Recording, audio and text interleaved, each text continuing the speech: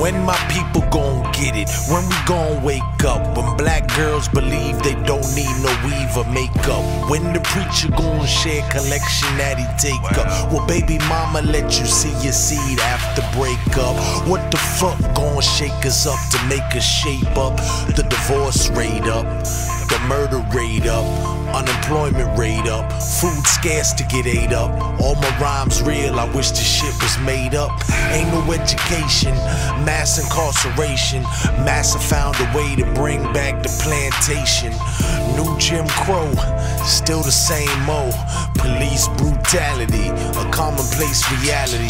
Sisters doing bids on minor technicalities. Warriors locked up based on principality, while rich ass niggas getting multi-million salaries. If they all got together, they could feed our communities. I'm tired, y'all. Now I don't know if it gets better. I'm almost ready to give up, but I can't and I won't. I'm so tired. Peace, love, and light to the family out there. We want to first and foremost thank everybody for tuning into BABATV, which you know is fire every time. Our guest today is an esteemed activist, artist of many different things, but rap artist, one of my favorite, keep it real. A person who's had boots on the ground for many years, decades, here in the streets of Boston. We are currently at Roxbury Community College, where he is re-enrolled into school. And so it is an honor and a privilege for him to welcome us here today in this classroom, to be able to dialogue with this brother who I have a lot of adoration and respect for. Just so to get the people familiar or reacquainted with who you are, because you were on BABATV a couple of years back. But for those who may not have caught whim of that, okay, we want to, give the people, a little introduction of who you are and what is it that you do out here in Boston. All right. Peace. So my name is Jamarhl Crawford. My MC name in the world of conscious hip hop or what have you is Uno the Prophet, aka Nat Turner, Devil Burner. Some people may know me by that from years back, with songs that were really controversial and trying to tackle some topics like Kill Whitey, which people took at face value just based on the title and didn't understand that it was actually a parody and a look at how we've accepted the fact that kill niggas is the business of the day. But in any event, I digress.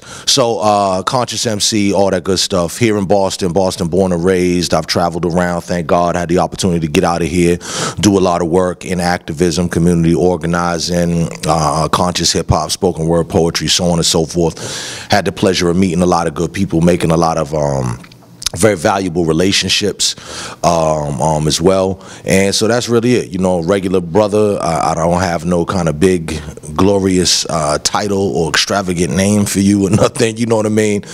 Just a regular brother, learning, studying, and striving to make an improvement on our community. So that's me, born and raised here, Boston, Roxbury, Humboldt Ave.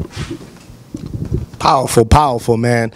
It's funny that you bring up the Kill Whitey song. Very hot track.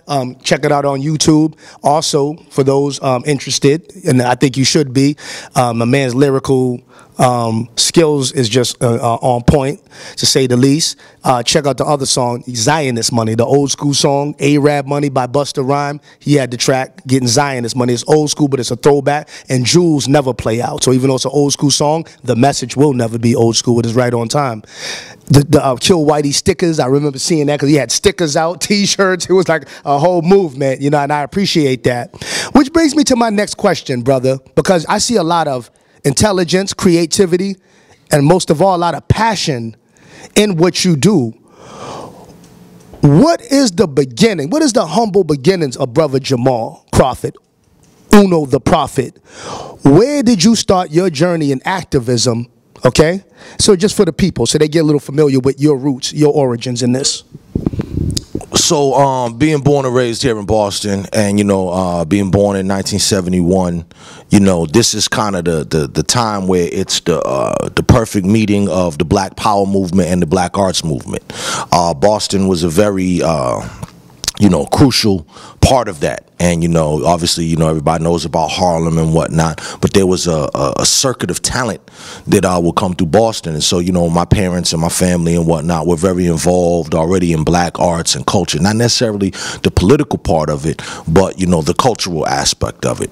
And there's a very, you know, being a black Bostonian in and of itself, you know, made folks kind of stick together. So there is a black Boston and a culture that was, you know, kind of to its own. So as a child, I went to, you know, the Elmer Lewis School, you know, which was kind of like, you know, y'all know the movie and the TV show Fame.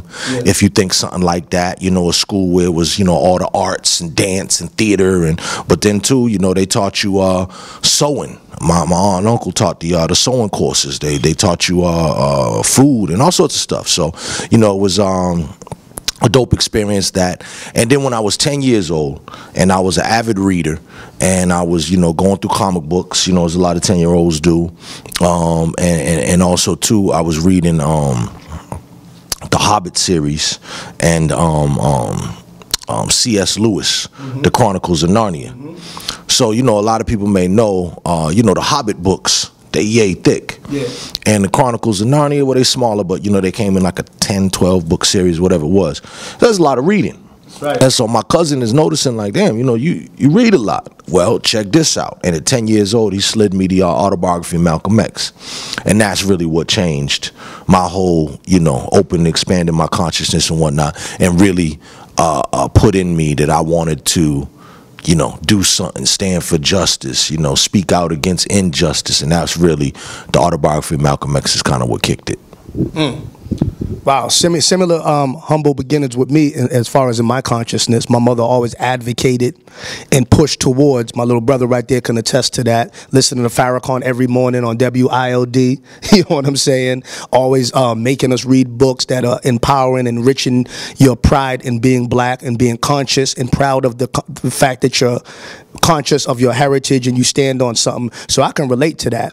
I also want to, in saying that, around that time when I was first coming into consciousness, now I didn't know you, heard of you a lot throughout the city, but you know, Boston's a big, small city. So in a big, small city, and it's very sectional, you know, you kind of used to your circle and your section. So I never had the privilege until some years back, over a decade ago, of actually meeting you and being able to build with you. But I remember seeing you, I think it was in 1988. You had the high top, you was on some show, and there was a whole bunch of youth on there.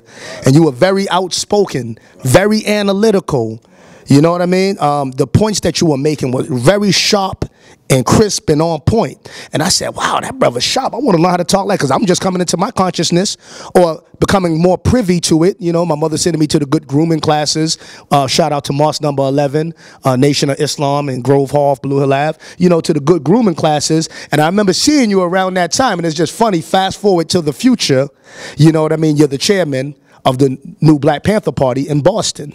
Now, at you know, fast forward to the future, you know, and I'm a member of the new Black Panther Party, not in Boston. I had left Boston by that time, but in Newark, New Jersey. And I had seen, I said, oh, that's the brother from when I was young who was on that show. He had long dreadlocks then, and now he's the chairman. Wow, and that did something for me. I said, well, I got to meet this brother. It'll be an honor and privilege, and we're both from Boston. It doesn't make sense for us not to know each other. So, boom, going into my question is this. You've been around a long time, very outspoken, very articulate. What is and you know, a lot of people burn out in this. They come into this consciousness with a lot of expectations, and of some things, they want a quick fix. Instant liberation, just add water, or instant liberation, just add libation. You know what I mean? I read a few books, I talk to a few people, we're free. If not, I'm going back to the streets. What is the key to your consistency and your passion in this movement and doing what you do? Because a lot of people burn out. What is the key to your consistency, being that you've been around so long? Well, two things. You know, one is, what's that old song, I Can't Get No Satisfaction? Oh, sure. Right, so, you know, there's one where there's like a good sense of dissatisfaction that can be, that's a dangerous emotion to play with because it can consume you. You know what I mean? But you want a good level of dissatisfaction balanced out so that you understand, A, the job's never done, right? And that you should never be satisfied with the way things are. You should never be satisfied with your own progress. Like, once again, not only is the job never done, you're never done. Like, oh, I'm a good person, I could chill now. There's always, you know what I mean, work to do and growth to do and whatnot. So being dissatisfied as a source of motivation to always want to do better, do something right, and not get comfortable, complacent, lethargic, all these things that end up, you know, stagnation, right? So, you know, that's basically the number one concern. Then the other thing is, you know, this overall, like, sense of justice and, like, indignation at, like, things that are wrong. You see something wrong in the world and you just like, I can't just sit and see that happen. So it's also a thing of, like, really not being able to kind of, like, sit by and sit in the sidelines while these major things are going on. And now, too, people gotta, you know, pick their lane. You see what I'm saying? Some people in this thing, you know, they come to consciousness and they focus on, you know, health and wellness, critical component, and they do that. Some people focus on police brutality or prison reform. Some people focus on martial arts and self-defense. Whatever it is, right? Pick your thing, stay at it, remain consistent. But we have to understand that part of this is about self-introspection. That's that dissatisfaction. We're never satisfied with ourselves. We want to grow further, but that takes we have to take like an inventory of ourselves, right? To constantly see what we're good at, what we're deficient at, which is going to give us the map of how we can improve where we're deficient, but also to know where we could fit in. Because once again, if you're that prison reform person, right, don't reinvent the wheel and now you're going to pick up this new issue that you're not on. Stick to what you're good at. There's other people who working in them other issues. Find areas of collaboration where you can collaborate and whatnot. But a lot of people get burnt out too by trying to do too much. They're spread too thin. They don't focus on what their area of focus should be. You know what I mean? And that's really it, you know. And at the end of the day, to be consistent is a matter of internal discipline. And I can say that although I'm consistent on this thing, there's a bunch of other areas in my life that I'm inconsistent on. Okay? So for instance, I see your videos. You work out. I am inconsistent with my battle with my own physical health in terms of getting my body back to the shape that I used to be in when I was younger. You see what I'm saying? And that takes discipline and commitment, right? And so these are the things where, you know, exactly, and certain people are strong in one, and so that's what we got to do. Yes. Wow. Powerful. Good point. Because, you know, everything correlates, like what you brought up with working out. So therefore, that's my consistency. I'm never satisfied. I always feel there's room for improvement, and that in order to, you know, become that improvement that I want to see, become the change that I want, I have to have a mindset where I'm consistent in it. And I don't look at it as a workout, but a lifestyle. Same thing with being a revolutionary. If you're looking at it as something I'm doing because this is what's popping, these are the hot topic button issues now, it's popping on social media.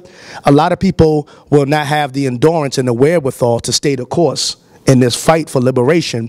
It took us a long time for the conditioning to bring us to the debased low estate that we're at, socio, politically, economically, academically, spiritually, and otherwise. It took time to get us there. In order for the transition to happen, it will happen in stages, and it will take time, patience, commitment, focus, and most of all, being real. Which brings me to my next question I want to ask. Now, because we live in some very interesting times, Brother Jamarhl, right? I mean, with the advent of social media, everybody got a voice. You don't even have to be qualified in the subject matter in which you are claiming to be a master in and have a popping channel on. And this is just in general. This is not to anybody specific. You know what I'm saying? If the dashiki fits, wear it. You know what I mean? But with the advent of that, you have a lot of people. So we see the invention of or the, not maybe the invention, but the exposure of super egos. You know what I mean? And which I believe to a great extent is a stagnation for what we need to be doing and focus on and mobilizing towards, and it's also puts a veil over our eyes. I think it hinders our vision, so to speak, if that makes any sense, on what the bigger issues and what the bigger focus ought to be geared towards as a collective. Because a lot of times people don't want to unify, because if I got a social media platform and it's popping and I got subs and I'm making money off of this, it's monetized now. So now it's become more business oriented opposed to as a medium that you use to educate people while making a little income off of it. And a lot of people don't want to unify with other people because it might drop their numbers, or somebody might be more popular than them and their fans might start liking them more than they care about their content.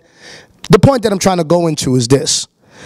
Consciousness means to be aware of your surroundings and to respond to your surroundings with an informed perspective. Like, you know what to do, why to do it, because you're informed and you're conscious of that, right? Everybody that's conscious, tell me if you agree, is not necessarily a revolutionary. Revolutionaries change paradigms. Nonconformists shift the culture. Being conscious means to be aware, and there's different schools of thought, different types of consciousness, as you said. I want you to, for the people, in your profound explanations that you give and that we're very grateful for, just expound upon what is consciousness from your perspective. What is a revolutionary? Because at some juncture, they're supposed to be the same. In order to be a revolutionary, you have to be conscious. But there's a lot of people who are conscious, but they're not revolutionaries. We call them never-lutionaries. They're not revolutionaries. They're not about complete constructive change. And in fact, they're comfortable with the way things are because they can monetize within that realm of confusion and corporatocracy. So I just want you to give a little breakdown on the difference, you know, between, and what's more important, being conscious and being a revolutionary, and why. Okay, so to deal with that, like, okay, number one, you know, all these terms are just, you know, yeah, it's so overblown now with the terms and woke and all these other things. So just in layman terms, look, you got internal consciousness and then you got external consciousness. I'm going to say internal consciousness are the things that you do for yourself, you know, your family, your woman, your child, whatever. These are the things that you've determined. You know, we wake up in the morning, we're going to, you know, read a book together. We're going to have some moments of silence. We're going to do affirmations, whatever. These could all be things that you manifest out of a sense of consciousness, but these are basically things that are for you yourself and your family, what you have control over. Dealing with your own anger, dealing with how you treat people. These are levels of consciousness where now, you know, whatever level of consciousness you have, it should affect you, right? Mm-hmm. It should cause you to do better, right? Okay, so then that's the other thing. Now, the external consciousness is what I see, which is what a lot of people put on for show. You know, I'm more woke than you. You know what I mean? There's a scene in the movie Fritz the Cat. Y'all ever seen Fritz the Cat? Okay, there's not Felix the Cat. No, not Felix the Cat. There's a white illustrator, cartoonist, whatever name. Oh, geez, now his name just went out my brain. Fritz the Cat. What is the dude's name? He did a lot of famous stuff. I can't believe Ralph Bakshi. There's his name. Ralph Bakshi. Bakshi. Ralph Bakshi did a whole bunch of animated series and whatnot. Fritz the Cat is one of them. Sex, drugs, and rock and roll. This is not like a animated thing for kids. This is, you know, there's animated nudity, all this type of thing. But in one of these things, you know, Fritz goes on a drug trip. He's chilling with the black people. He's kind of in, like, at this time, somewhere, I don't know, in the village or whatever. And it's like a scene where, you know, there's people over here playing music, and there's somebody on a soapbox here, and there's all these different people trying to pull you to their thing, And as he's going through his high trip, and he's going on this rant, he's just like, man, you know, everybody's, you know, into their own bag and trying to pull you different directions and da-da-da-da. And he's like, and at the end of the day, it's like all the big fucking intellectuals get together and try to out fucking intellectualize all the other big fucking intellectuals. And that's what we've gotten to now. It's of consciousness. You know what I'm saying? Right? It's you know what I'm saying? Underground Conscious League. You know what I'm saying? You know what I mean? Cats be like, you know, I come with them fats, I'm gonna back it up. You know, pulled up with the black thing, had to back, you know what I mean? Back it up, right? Yeah. So that's where we're going next with it. It's gonna be all the dramatics and the theatrics that we seeing.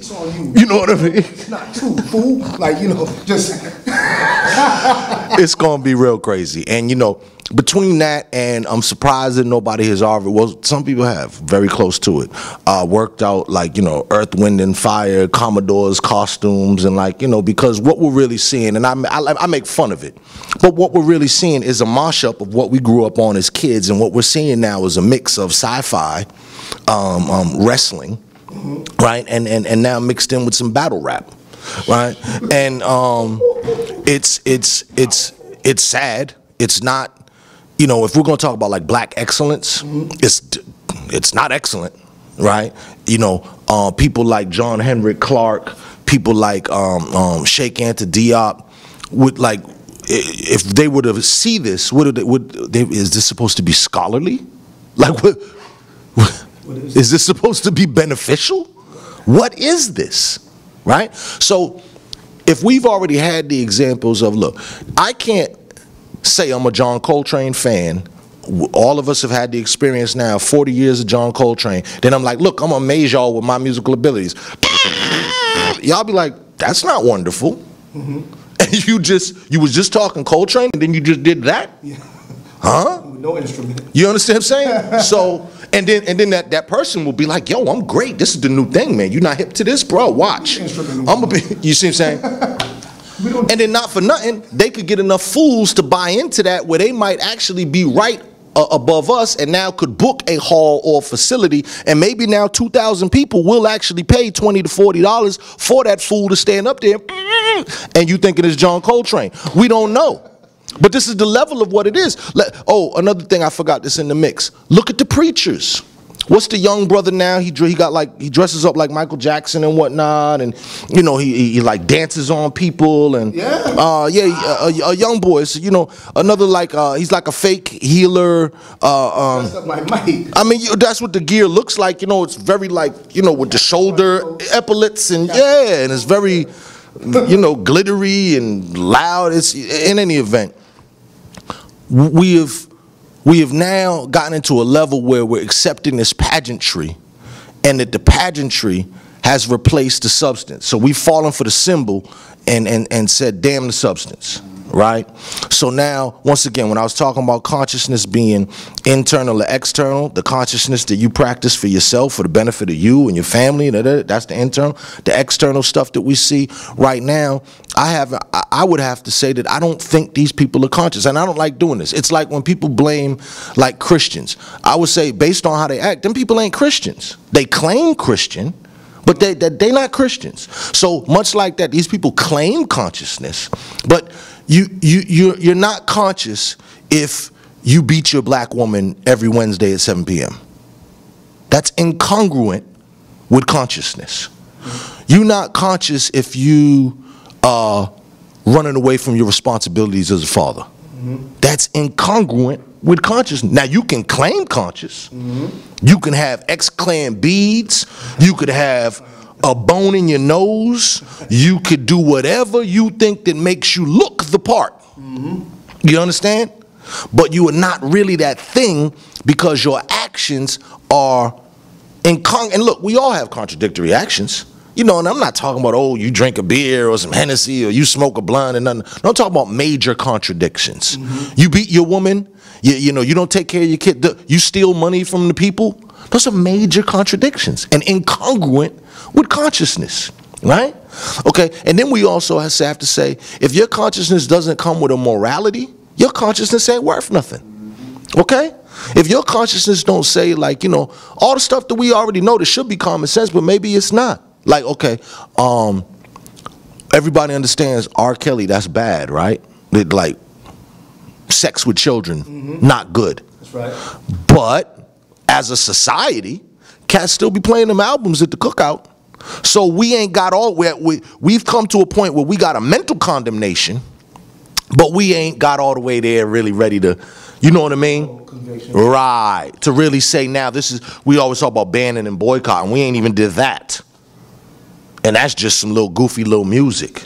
You understand what I'm saying? So we have to have morals with it. We have to have a code with it. A lot of these cats don't have a code. They don't have no training. They're not part of a unit that is larger than them, meaning if they do something wrong, they cannot be disciplined because they're on their independent thing. Who you gonna tell, their mama? You know what I mean? Somebody get Tariq Nasheed's mama online. Maybe she could straighten them out. You understand what I'm saying? You can't check people that are not members of an organization. There's no accountability structure. Dr. Umar is still on the scene. You know, when people were asking about the money, some people were taking offense, even taking offense. That's a valid question. And now here we are, all these years later. Am I the only one? When not to cut you, but what I understand, what I saw on Facebook, the school has got, and he's looking for certain workers, so the school is bought. And okay, it's going to be announced soon. But that was it did take a while. No. And there's never been a full accounting of the money, which is what people ask for. Right. Okay. So whether you got a school or not, right? Because however much money you raised, we don't know how much you paid, how much before you said you was going to raise. I know the school that he's got, if it's the one that he's been looking at, it's not as big as the one he was originally looking at, which was a big ex-college campus, right? So there's a lot of discrepancies, what I'm saying. And what I'm saying is, you know, I'll show you my belly button. You understand what I'm saying? It don't need to be that mysterious. Once again, if we're dealing with consciousness, leadership, accountability and all, the fact that everything is so mysterious and takes so long, and I'm not saying you gotta, you know, reveal your social security number to people, right? The limits, but we have to have some accountability and all those things, morality, with the consciousness. Oh, and the last thing too, compassion. The last thing is compassion. So when we're dealing with this level of consciousness, how can we also claim to be conscious and we are so cruel to each other? Some people will berate you on Facebook or YouTube to the point like, so you want Brother Tyrone to commit suicide? Like, is that the end game here? Because we don't agree. Right. You might agree on that. So everybody's just beating down, piling on, and it gets into name calling and your mama stink. And so what I see from the conscious community, where's the consciousness is my question. I don't really see it that way. I hope that more people do gain consciousness and practice consciousness, and that we can define consciousness and set some ground rules for consciousness so that those who violate the principles of consciousness, we can now call them out and now say, you, sir, all right, you're not conscious. You're out to click. Powerful, powerful, powerful, of course. And that's true because, you know, there's conscious symbol, and then there's conscious substance. And that doesn't mean you can't have flaws or shortcomings, and that means that you're not conscious, you're not sincere, or that you can't even transition and make the changes that you need to, because life is a journey, not a destination. But, you know, a lot of what happens is what's, you know, being more prevalent is the conscious symbol, not the conscious substance. And that was to the point where the word consciousness itself has the cooties. Oh, I ain't with that consciousness. When conscious in itself is something that you, as a human, no matter what level of consciousness that you have, should be something that you embrace, being aware, being in the know. But because it's been given the rap that it's been given for all the things that you've named and many things that you can name, but we're not going to go all into because the people get the gist, of course. You know, that's crazy. But I also want to say, right, and considering what you said was very profound, very on point, sharp as a prison shank. To make you think. But you see, there is a conscious community. Now, see, the conscious community, the substance, is not always on social media. And I'm saying this for the people who might be viewing, people who are just coming into this, because there are always people watching and tuning in and observing, and you never know where people at in their level of consciousness. Introductory, you know, are they new in this? Are they sophomores in this? You know what I mean? What level are they at in this? For those who are, don't, you know, the conscious community is of substance, the real, the true, the proactive conscious community are communities that have been here long before YouTube that you may not be aware of, because, you know, certain YouTube channels have eclipsed certain real grassroots movements, organizations, and leaders and leadership that is out here. So I'm just only saying that to give a credit with the critique that is necessary that Brother Jamarhl so profoundly gave. I want to give a shout out to those who are boots on the ground, those who are doing it, the teachers, the healers, the leaders, the teachers, and the organizers out there who are unsung heroes and sheroes. I mean, you know, hopefully, you know, Dr. Umar Johnson and what he's doing proves to be the institution built that we need, and we can get past all the questions about what happened. I'm hoping for that because I'm an optimist. You know what I mean? And Tariq Nasheed continues to provide information regardless of what any personal things between certain people and him. You know what I mean? He's giving information that is inspiring millions of people and bringing people into some consciousness, ideologically wise anyway, that they may not have been privy to before. So I do want to give a shout out to the people on channels and platforms that are doing their things, that are sincere. We do just got a lot more work to do and a lot of more introspective looking at ourselves and what we are to do and what we need to do to improve ourselves, because we are at war. This beast is not playing. When I say the beast, I'm going to say the beast with an S. There's many beasts. We used to say the beast, the typical, the system, the government. Man, this beast come in many forms. He looks like us now. You know what I mean? So the beast come in many forms. So we got to really, get our blueprint together and act on it. You know what I'm saying? So I want to kind of transition right now, just real quick, probably, sum this segment of the interview up. There's a lot going on in the world. Very interesting times once again, man. A lot going on in the music. I mean, gangster rappers getting, raided and locked up. You got big top celebrities. Shout out to Kevin Hart, who took a strong stance. A person that I respect for doing that, not actually speaking being the host at the Oscar Awards, right?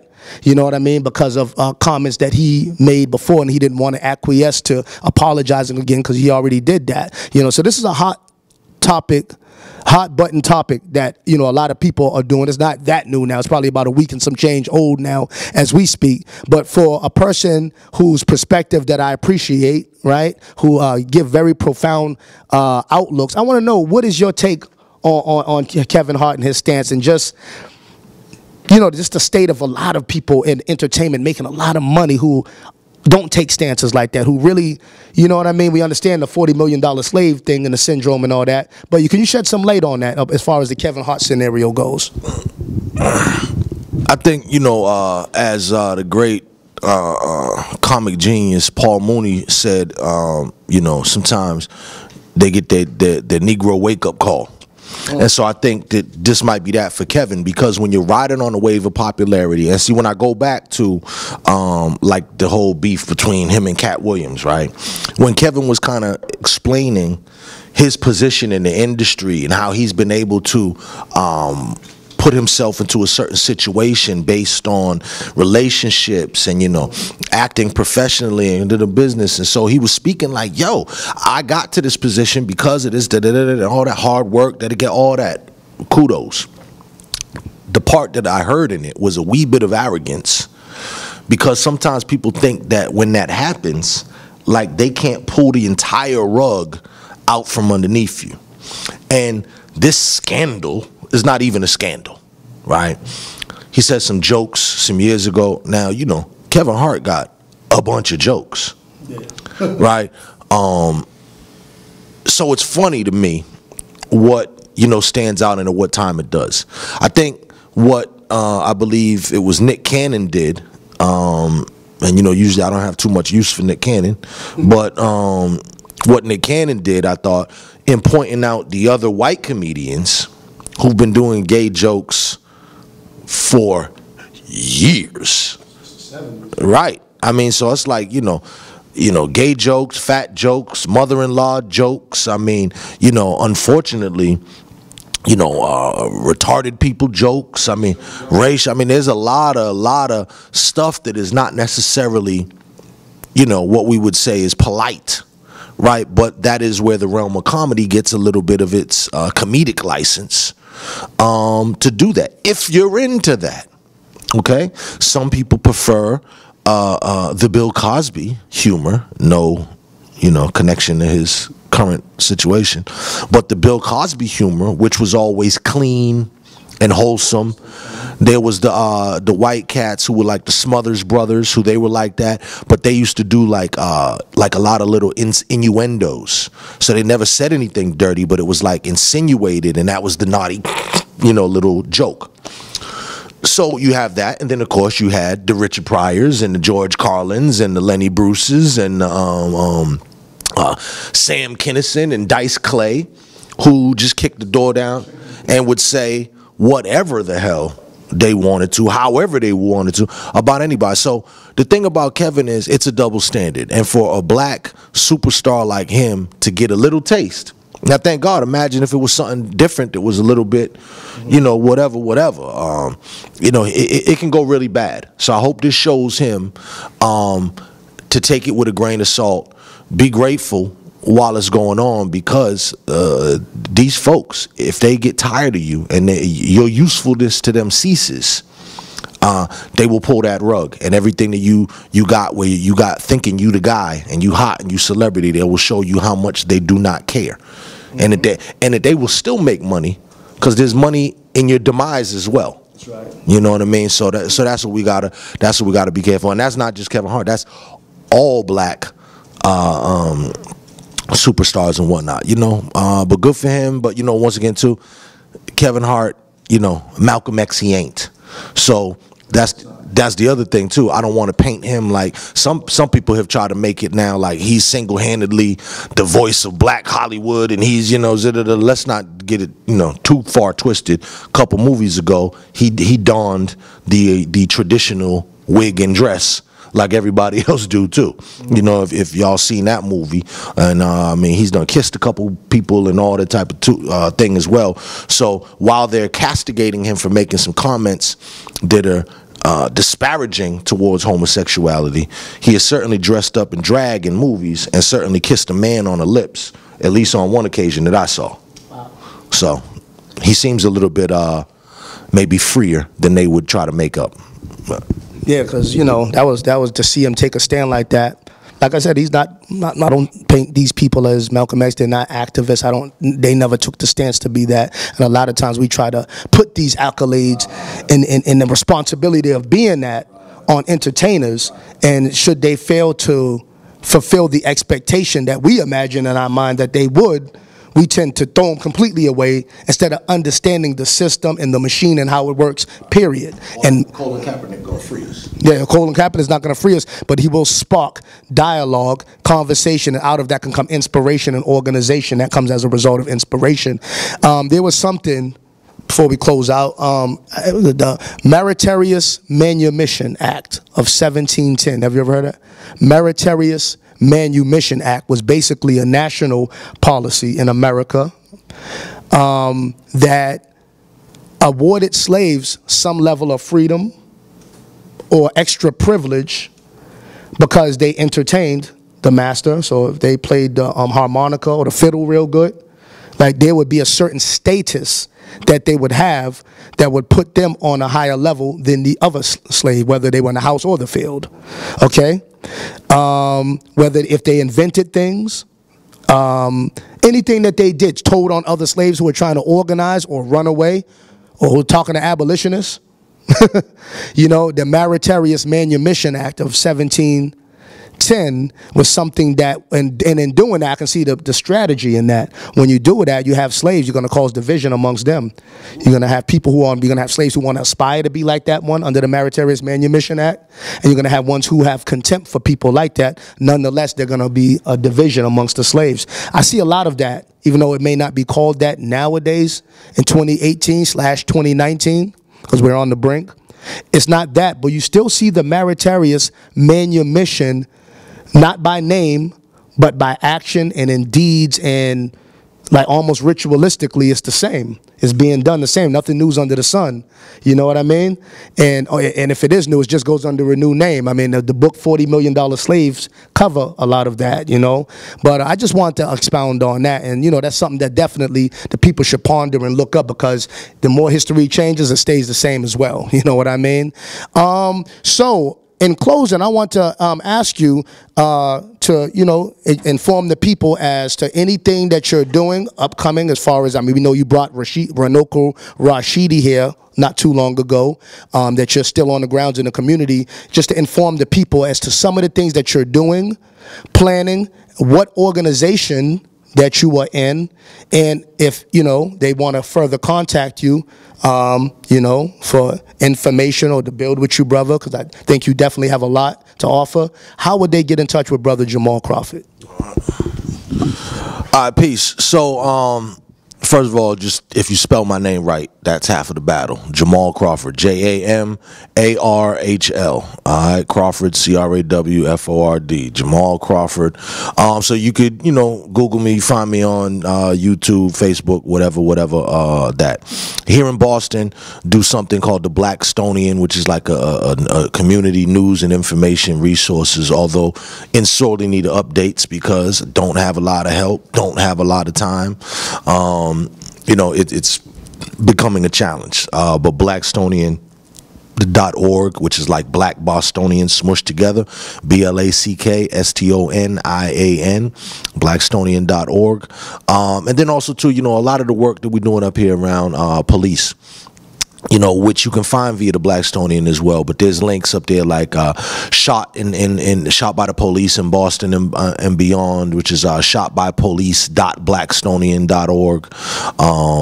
Check that out, masspolicereform.org. These are a couple of the movements we're doing, really trying to move towards, you know, reforming policing here in the city and the state.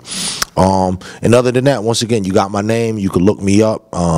You can call me too, 617-297-7721. You know, that's a service where y'all can call me and leave a message, or you know, sometimes occasionally I pick up 617-297-7721. And other than that, we just really trying to build out a cultural groove here in Boston. They continue to build like we did, bringing Dr. Rashidi here.